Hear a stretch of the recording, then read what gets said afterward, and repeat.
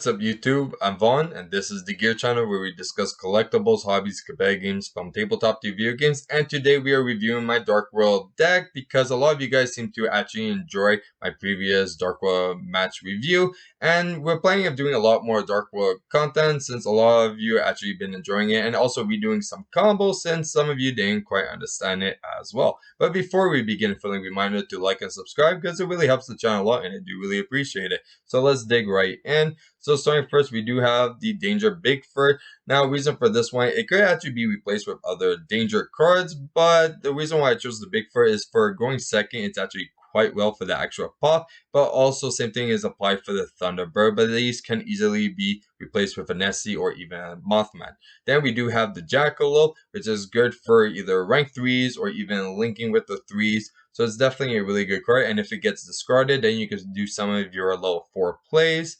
And the snake is pretty much the exact same reason except for getting the level 4 plays, but free draws are still always good. We have 2 Nessies, which is mandatory. Minimum is 2 Nessies because this actually build a lot more pluses, and especially if it's discarded, but also it just builds up a lot of follow-up plays. So for your combos, it's definitely necessary to actually have 2 because you always want to see it. You can even potentially play 3 if you want, there's nothing wrong. Same thing can be applied with Mothman because in-hand effect is quite good when discarding is really beneficial of even though your opponent has to draw a card and discard as well, but you can benefit most from this grave effect as well.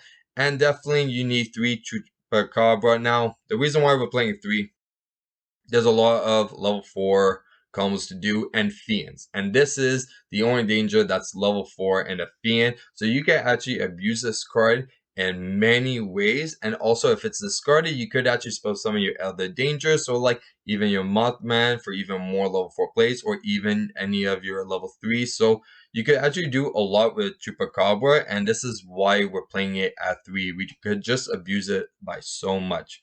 Now we do have one tour guide. Now this seems already off, and some of you are like, ew, why are you playing only one tour guide? Okay, now let me point out. We also have one Doom Dog and also one Venus Rhino. All these pretty much does the exact same thing. Okay, so this is why you don't need to play multiple of these, because even if we have one Doom Dog, we could just make the Salamangre Mirage and start benefit like that, or even with the Phoenix Rhino, or if we get the Tory Guide, then we could just suppose summon. But the issue with the deck is that we're just drawing so much cards, so we don't want to see extra copies of the cards that we're not really abusing that much. And since we are usually just normal summoning these, we don't want to see any more of them. So that's why we're actually only playing one of each.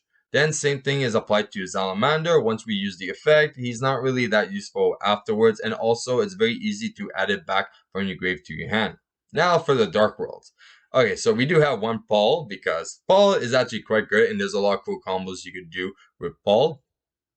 Now, this guy is definitely good, but I've been testing it with 2 to 1, and so far I've been stuck on 1, because even though using it for the level 4 is quite good, it's not really that good to see multiple of it, and there's definitely ways of returning it back into your hand if you really want to use a level 4, so it's really not necessary to play more than 1.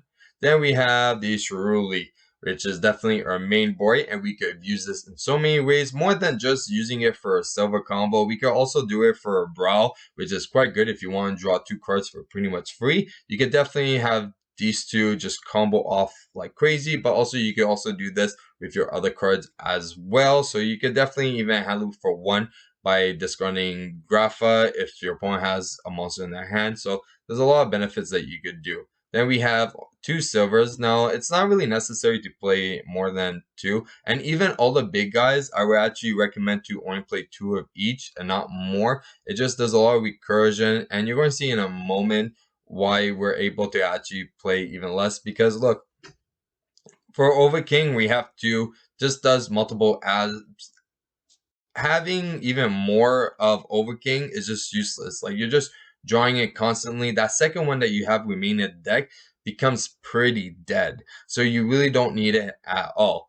And also, same thing with 2 Graph. You don't really have to explore it that much, even though the popping is good, sure, but you don't need to see it that often. But also, there's definitely other ways to actually bring this guy back. So you can actually bring it with the fusion, or you can actually even supposed to summon it with like your Paul over here that's supposed to summon a monster from Banish. So there's actually ways to get that graph back onto the board or graveyard if it's banished without playing a third one. It's really not necessary to play 3 Graphas. Then we have 3 Genta, which is definitely mandatory because we could just exploit this by so much.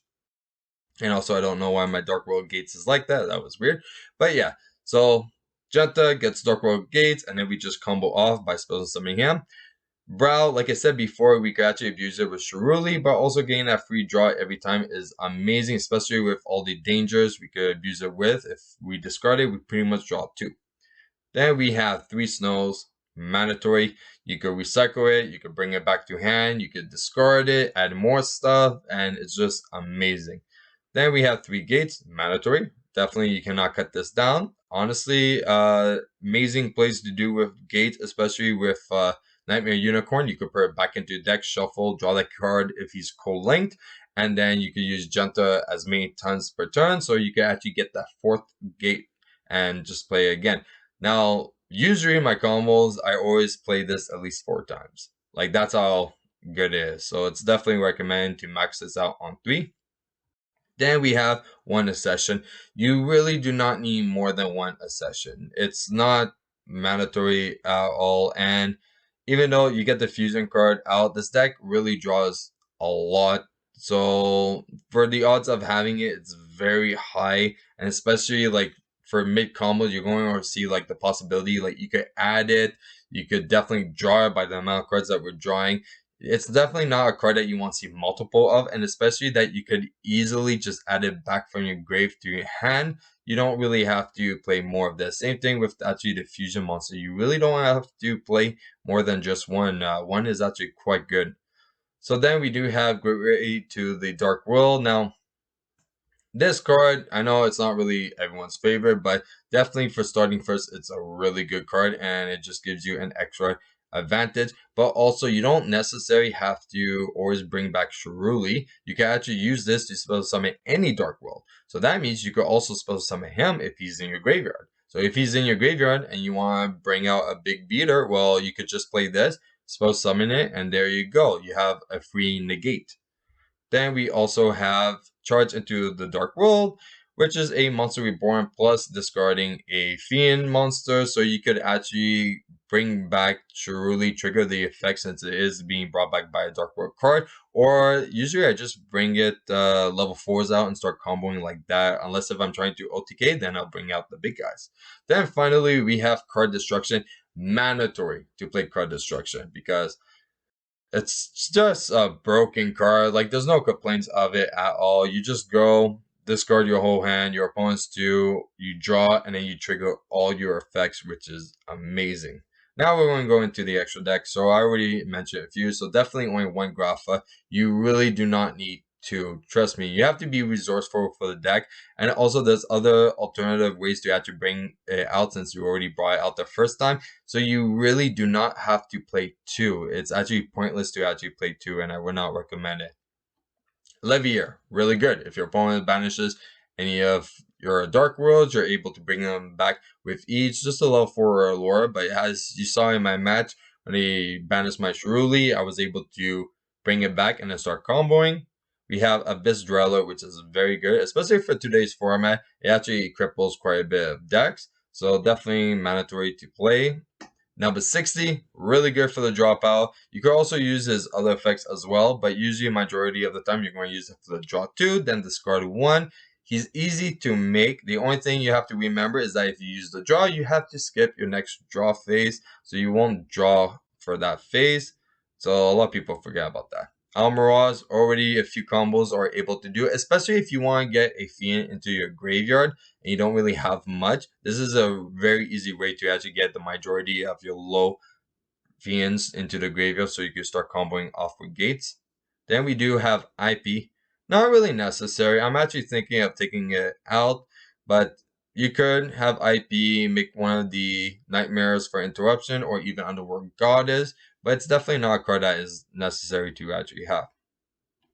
Then we have a cash kick magician, which is definitely mandatory. Besides getting rid of some of your opponent's monsters, you could actually return your Shiruli and even some of your other cards as well, just to really benefit off it. And same thing also for Security Dragon. If it's co-linked, you could return one monster on the field to the hand, which is really good. So target your opponent's monster, bounce it back, amazing.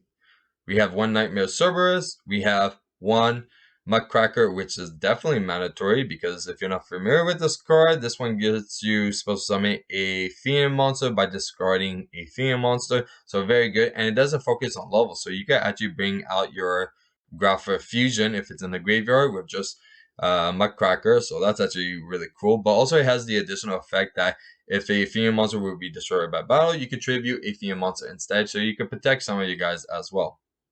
We have Cherubini, since we have quite a bit of level 3s, and we could send our Phoenix Rhino to actually send a Grapha or other big fiends that we're missing in the grave just to continuing our combos. Then we have Nightmare Unicorn. Mandatory is very free, and we could actually benefit a lot from it. We have Saruja, which is definitely mandatory for the combos. You need that extra draw just to extend it a little bit more. You can also use the supposed summoning to actually help a lot. But definitely, there's sometimes I actually did hand loops without even playing Saruja at all. So it is very durable and you don't really need Saruja all the time. But in a lot of situations, it's very beneficial to actually have.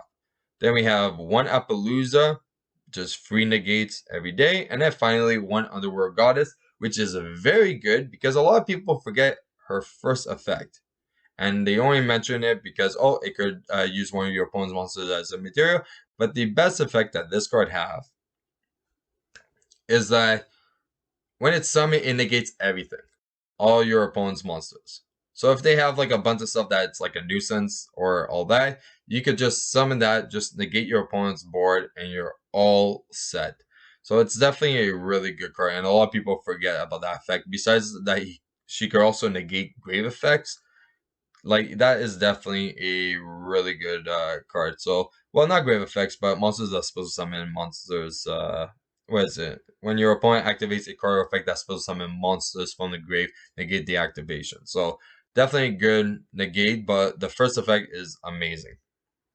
Now we're going to get into the side deck and why this side deck is made in this specific way. Now, I've been playing just on Dueling Book, and that's why the side deck is like this. Like, every single platform I play on, the side is always different.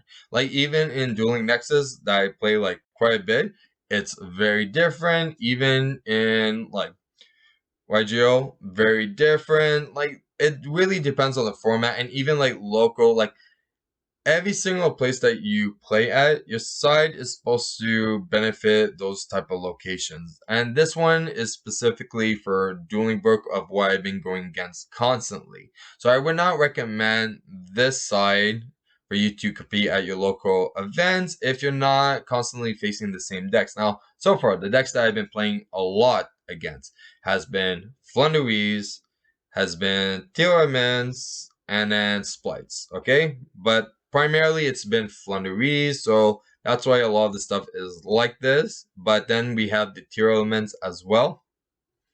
So starting first, we have the Nico Mink King. So we're playing it at 3. So for siding, if our opponent planning to go first, and we already know that they're playing all the seizures, we definitely want to just do end our opponent's turn as soon as possible so they can't really go out even more, and then we could start doing our plays of just bringing everything back to our opponent's bottom of the deck. So definitely really good card for siding, and especially if you're playing 40 cards. If you're playing more than 40, we don't really recommend it. Then we do have 3 Dark Holes, which is very good for Flunderies, just free board wipes, just get everything out of the way. And also we're playing the 3 Rigekis as well, and then the 2 Lightning Storms, which also is good for monster removal, spell, and traps as well. And that's why we have the Harpy's Feather Duster. So it's almost like playing 3 Harpy's Feather Duster. And then finally we have 3 Dark Ruler No More, which is definitely necessary, especially if you're against Splites. You really don't want them to go off too much, especially on the main phase. So playing this to shut their board down is very good. And that's it for a deck profile. Now, if you guys enjoyed today's video, you know what to do. Like and subscribe. And if you want a sneak peek of future products we're planning to review here on the channel, you can follow me on my Instagram. VaughnGear. I'm Vaughn, and this was the Gear Channel.